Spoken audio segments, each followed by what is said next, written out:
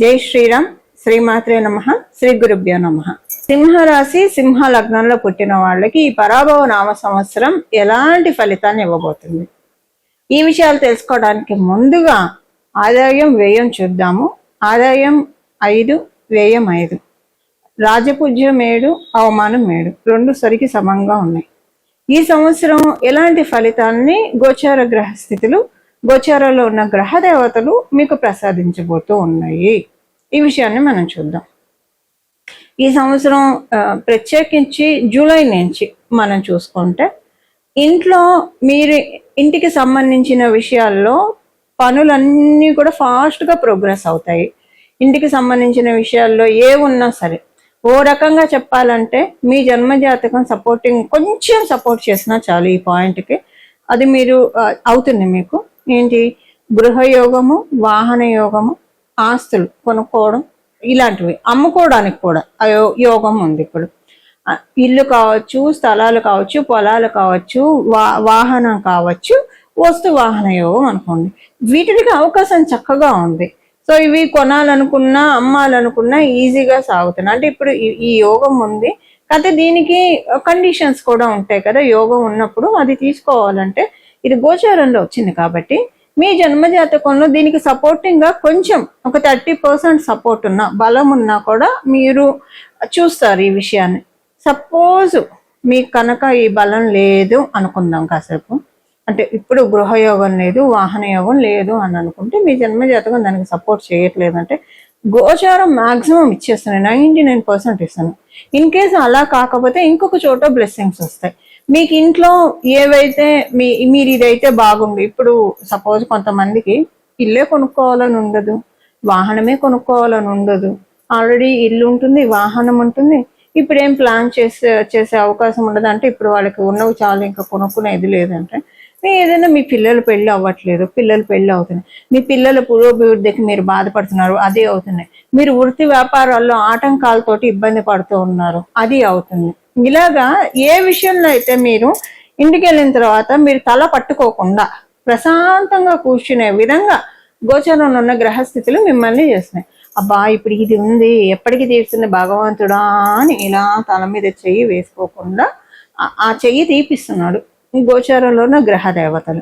So ఏదైతే log అవుతూ ఉందో, జడంగా ఉందో, ఆ పనులన్నీ చక్కగా అవుతాయి. ఇది మీ వృత్తి వ్యాపారానికి సంబంధించిన. ఇప్పుడు వృత్తి వ్యాపారాల్లో ఏదన్నా ఆటంకాలు ఉన్నాయి అనుకోండి, ఆ స్ట్రెస్ అంతా ఇంటికే క్యారీ అవుతుంది కదా. ఇంటికి వచ్చిన తర్వాత అంటే అన్అవాయిడబుల్ ఉంటాయి కొన్ని అసలు. అంటే మామూలుగా మేనేజ్ చేసుకుని అయితే ఆలోచించాము. ఈ పెద్ద తలకాయ నొప్పులు ఉన్నాయి అనుకోండి, ఇంటికి వచ్చిన వాట ఆలోచన ఉన్నవి ఏవైనా మీకు ఉంటే అప్పుడు గృహయోగం బదులు ఈ యోగం ఉంటుంది. వాటి నుంచి మిమ్మల్ని బయటపడేస్తున్నారు గ్రహ దేవతలు, గోచరంలో ఉన్న గ్రహ దేవతలు. బ్లెస్సింగ్ అయితే ఉంది మీకు డెఫినెట్గా. సింపుల్గా చెప్పాలంటే ఇంట్లో ఆనందంతో మీరు మీ సమయాన్ని, మీ కాలాన్ని సద్వినియోగం చేసుకుంటారు. చాలా సంతోషంతో గడుపుతారు మీ ఇంట్లో మీ సమయాన్ని. ఇది మీకు ఇస్తూ ఉన్నాడు. అలాగే మీకు ఇంకొక బ్లెస్సింగ్ ఏంటంటే మీకు అంతర్గత శత్రువులు, బహిర్గత శత్రువులు, వీటి నుంచి మిమ్మల్ని బయటకు తెస్తున్నాడు ఆయన, లిబరేట్ చేస్తున్నాడు. అంతర్గత శత్రువులు మనకి తెలుసు కదా, మనకి అంతర్గత శత్రువులు షడ్రిపూస్ అని చెప్తుంది జ్యోతిష శాస్త్రం. దానివల్ల ఎవరైనా ఇబ్బంది పడేది కామ, క్రోధ, లోభ, మదం, ఆశ్చర్యం. ఇది మనలో మనం సంస్కరించుకోవాల్సిన విషయాల్ని భగవంతుడు సరిచేసి తద్వారా మనకి విజయాన్ని చేకూరుస్తున్నాడు. సో మనం అంతా పర్ఫెక్ట్ గా ఉన్నా ఒక్కొక్కసారి చిన్న ఈగో పాయింట్ తోటి కూడా ఏమైనా మనకు రావాల్సింది మిస్ అయ్యి ఉండొచ్చు. సో వాటి నుంచి అంటే ఏది మనం అంటే అన్ని వేళలా, అంటే మనం ఎంత 0% యాటిట్యూడ్ మెయింటైన్ చేసినా అన్ని వేళలా అది సాధ్యపడకపోవచ్చు. ఎక్కడో చోట మన చుట్టూ ఉన్న పరిస్థితులు, మనుషులు కూడా దాన్ని సహకరించాలి కదండి. సో 0% యాటిట్యూడ్ మనం మెయింటైన్ చేస్తుంటే నెత్తి నొక్కి తొక్కే వాళ్ళే, అడ్వాంటేజ్ తీసుకునే వాళ్ళే ఎక్కువగా కనిపిస్తారు కదా. ఈ క్రమంలో మనము ఒకవేళ కొన్ని చోట్ల ఒక చిన్న యాటిట్యూడ్, ఈగో చూపిస్తే దానివల్ల తప్పిపోయేవి కూడా తప్పిపోనీయకుండా అదే అంతర్గత శత్రువుని జయించడం ఉంటాయి. సో అంటే కావాలని ఈ గేమ్స్ కొంచెం పాలిటిక్స్ ప్లే అవుతూ ఉంటాయి కదా. ఎప్పుడైనా ఎదిగేప్పుడు చుట్టూ ఉన్న వాళ్ళు కావచ్చు, సిచ్యువేషన్స్ కూడా వస్తాయి మన చుట్టూ ఉన్న వాళ్ళనే. అంటే ఇప్పుడు మనకి అంతా బాగుంటే దేన్ని అంతా బాగుంటుంది. సో ఎవరు మనల్ని ఆపలేరు. ఒకవేళ ఏదైనా ఉంటే అది ఆపారు అని ఒకళ్ళని అనుకోవడం కూడా అనవసరం, ఎందుకంటే అది ప్రారంధాన్ని అనుసరించి జరుగుతుంది కాబట్టి. సో ఇప్పుడు ఏంటంటే వీటి నుంచి బయటపడేస్తున్నారు, ఒక లైమ్ లైట్లోకి మిమ్మల్ని గ్రహదేవతలు తీసుకెళ్తారు. సో మీకు అర్థమయ్యేది చెప్పాలంటే ఏదన్నా పరిస్థితులు రీత్యా కావచ్చు, వ్యక్తులు కావచ్చు, మిమ్మల్ని ట్రిగర్ చేసి మీకు అందుకోవాల్సిన యోగాన్ని అందుకోనియకుండా ఏం చేస్తే మీరు ఆ యోగాన్ని నుంచి దూరం అవుతారు అలా చేస్తూ ఉంటే ఇప్పుడు వాళ్ళు సైలెంట్ అయిపోతారు. సో లేదా వాళ్ళన్నా సైలెంట్ అవుతారు, లేదా మీ మెంటాలిటీ అన్నా మారుతుంది. వీళ్ళు డ్రామా క్రియేట్ చేస్తున్నారు, ఇక్కడ ఇలా ఉంది విషయము, ఈ విషయాన్ని నాకు వస్తే నేను తీసుకుంటాను కాబట్టి డ్రామా క్రియేట్ చేసి నేను ఏం చేస్తే ట్రిగర్ అయ్యి ఆ విషయం ఆగిపోతుందో అది ట్రిగర్ చేస్తున్నారు. ఇప్పుడు మనం చూస్తుంటాం కదా పెళ్లిళ్ళలో కూడా ఇలా తంపులు పెడతారు, వీళ్ళిద్దరు గొడవాడుకుంటారు. ఆ తంపులు పెట్టిన వాళ్ళ గురించి తెలియకుండా వీళ్ళిద్దరు గొడవాడుకుంటారు, అటువైపు వాళ్ళు ఇటువైపు వాళ్ళు పెళ్లి బ్రేకప్ చేసుకోవడం, ఒకళ్ళు పెళ్లి చేసుకోవడం గొడవలతోనే సాగుతుంది. సో ఇలాగా ఆ టైంలో కనుక ఎవరైతే విన్నారో ఆలోచించి వీళ్ళు ఏదో పుల్లలు పెట్టే ప్రయత్నం చేస్తున్నారని ఆలోచించి చేస్తే అక్కడ సమస్య ఉండదు. లేదా ఆ పుల్లలు పెట్టే వాళ్ళకి అప్పుడే ఏదో ఒకటి వాళ్ళకి అలాంటి సిచ్యువేషన్, సిమిలర్ సిచ్యువేషన్ వచ్చి అమ్మో విషయం నాకు వస్తే ఇలా ఉంది, లేదా అది ఇబ్బంది కలుగుతుంది అని వాళ్ళకి ప్రకృతి చెప్పి ఆగిపోతారు. ఈ రెండిట్లో ఏదన్నా జరుగుతుంది. అది మీకు ఎగ్జాంపుల్కి చెప్తాను, ఇలా జరుగుతుంది. సో బాహ్య శత్రువులు ఏమైనా ఉంటే సిచ్యువేషన్స్ కావచ్చు, వ్యక్తులు కావచ్చు, ఎవరైనా మిమ్మల్ని ఇబ్బంది పెడుతూ ఉంటే వాళ్ళంతా సైలెంట్ అయిపోతారు. అంటే వాళ్ళ పనుల్లో వాళ్ళు బిజీ అవ్వడం కావచ్చు, లేదా వాళ్ళకి సేమ్ సిచ్యువేషన్స్ మిమ్మల్ని ఏదైతే ఇబ్బంది పెట్టారో అలాంటి సిచ్యువేషన్స్ ట్రిగర్ అయ్యి బాధపడుతూ అరే ఇలా చేయకూడదు కదా ఇంకెప్పుడు అని వాళ్ళకి తెలిసేట్టు. సో అది మనలో ఉన్న అవతల వాళ్ళలో ఉన్న ఈ రెండింటిని క్లియర్ చేస్తుంది గోచరంలో ఉన్న గ్రహస్థితులు. అలాగే ఆరోగ్య సమస్యలు మీకు మీ ఇంట్లో వాళ్ళకి ఏదైనా ఉంటే అవి క్లియర్ అవుతాయి. మీరు ఫారెన్ వెళ్ళాలని ప్రయత్నిస్తూ ఉంటే ఇప్పుడు ఒక రాచబాట అవుతుంది డెఫినెట్గా. అలాగే స్థల మార్పును కూడా సూచిస్తుంది. ఈ సింహరాశి సింహ లగ్నాల్లో పుట్టిన వాళ్ళకి ఈ పరాభవ నామ సంవత్సరంలో స్థల మార్పు, ఇప్పుడు జరిగే స్థల మార్పు మీకు అదృష్టాన్ని తెచ్చిపెడుతుంది ఖచ్చితం. ఇదే ఈ స్థల మార్పు, మీరు ఇల్లు మారచ్చు. ఇల్లు మారడం అంటే సపోజ్ మీరు సొంత ఇంట్లో ఉంటే ఇంకా మంచి ఇల్లు తీసుకొని వెళ్ళొచ్చు, ఆ ఇల్లు మీకు ఇంకా అదృష్టవంతంగా ఉండొచ్చు. సపోజ్ అద్దెళ్ళలో ఉన్న ఇంకో ఇంటికి వెళ్ళొచ్చు. ఇలాగ స్థల మార్పు. లేదు ఇంట్లో కాకపోయినా మీ వృత్తిలో, ఇప్పుడు ఉద్యోగస్తులు కనుకోండి, వృత్తిలో మీకు అప్గ్రేడ్ అవుతారు మీరు. సో అలాగా మీరు వేరే చోటికి బదిలీ అవ్వడమో, లేదా మీ వర్క్ ప్లేస్ లో బదిలీ కాకపోయినా చేంజెస్ చూస్తారు. బట్ స్థల మార్పుకి ఎక్కువగా సూచనలు కనిపిస్తున్నాయి. ఈ అవకాశం ఉంటుంది. అలాగే వ్యాపారస్తులకి ఏంటంటే మీకు దూర ప్రాంతం నుంచి లావాదేవీలు రావడము, లేదా మీరు వ్యాపారం గురించి ఎక్కువగా జర్నీస్ దూర ప్రాంతానికి చేయాల్సి రావడము, వెళ్ళాల్సిన అవసరం, ఎక్కువగా ట్రావెల్ చేయాల్సిన అవసరము. అలా అంటే మీరు ఒక స్థలంలో ఉన్న ఆ స్థలంలో ఉండలేరు. బట్ ఎక్కువగా స్థల మార్పుకైతే ఛాన్సెస్ చాలా బాగా సూచిస్తున్నాయి సింహరాశి సింహ లగ్నంలో పుట్టిన వాళ్ళకి. ఈ సంవత్సరం డిసెంబర్ నుంచి సింహరాశి సింహ లగ్నంలో పుట్టిన వాళ్ళకి కొంచెం ఎక్కువగా స్పిరిచువాలిటీ మీద ఇంట్రెస్ట్ పెరుగుతుంది. అలాగే ఒక కాస్మోస్ మీద, విశ్వం మీద ఎక్కువగా దృష్టి అవుతుంది. ప్రకృతి అంతా కూడా మీకు జలతత్వం బలంగా అవుతుంది. డిసెంబర్ నుంచి జలతత్వం బలంగా అవ్వడము మీకేంటంటే చాలా సూక్ష్మంగా ప్రతిదీ కూడా పరిశీలిస్తారు. దేన్ని పరిశీలిస్తారు? లౌకిక అంశాలని కాదు. మీకు తెలియకుండానే కొన్ని ఆలోచనలు వస్తాయి.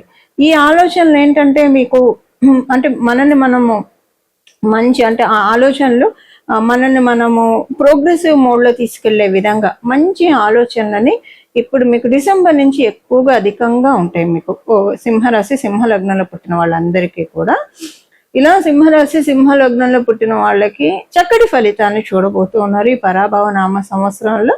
దీన్ని ఇంకా పెంపొందించుకోవడానికి ఏ పరిహారం చేయాలో కూడా మనం చూద్దాం. శుభకార్యానికి అవకాశం ఉంది.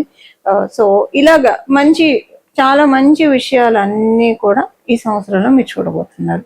ఇవి సింహరాశి వాళ్ళ ఫలితాలు, సింహ లగ్నంలో పుట్టిన వాళ్ళ ఫలితాలు ఈ పరాభవ నామ సంవత్సరంలో. ఈ పరాభవ నామ సంవత్సరంలో చేసుకోవాల్సిన పరిహారము, గురు భగవానుడు ఈ సంవత్సరము ఆయన సంచారం చాలా ఇంట్రెస్టింగ్గా ఉంటుంది కాబట్టి, ఎందుకంటే కర్కాటక రాశిలో ఆయన బంగారు పాదాన్ని మోపుతున్నాడు. ఉచ్చస్థానం కర్కాటక రాశి స్వామివారికి చాలా మంచి ఫలితాన్ని ద్వాదశ రాశి వాళ్ళకి, ద్వాదశ లగ్నాల వాళ్ళకి కూడా ఆయన ప్రసాదించబోతూ ఉన్నాడు. ఎందుకంటే ఉచ్చ స్థానంలో ఉంటున్నాడు కాబట్టి. బట్ కండిషన్స్ అప్లై, కొన్ని రాసుల వాళ్ళకి కొన్ని లగ్నాల వాళ్ళకి ఆయన కంప్లీట్ ఫలితాలను అయితే ఇవ్వలేడు.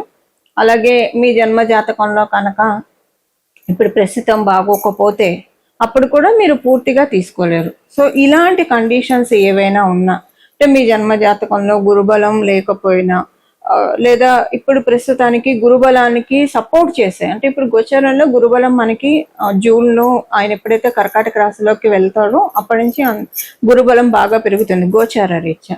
కానీ మీ జన్మ జాతకం ప్రకారము మీకు గురుబలం ఎక్కువగా లేకపోయినా, లేదా గురుబలాన్ని డామినేట్ చేసే విధంగా మీకు ప్లానెటరీ పొజిషన్స్ ఉంటే కనుక దానికోసము పరిహారము అందరికీ కలిపి, అంటే ద్వాదశ రాశుల వాళ్ళకి కూడా ఈ సంవత్సరం అంతా కూడా వీలైనంత వరకు దక్షిణామూర్తి స్వామి వారి ఆరాధన చాలా సత్ఫలితాన్ని ఇస్తుంది.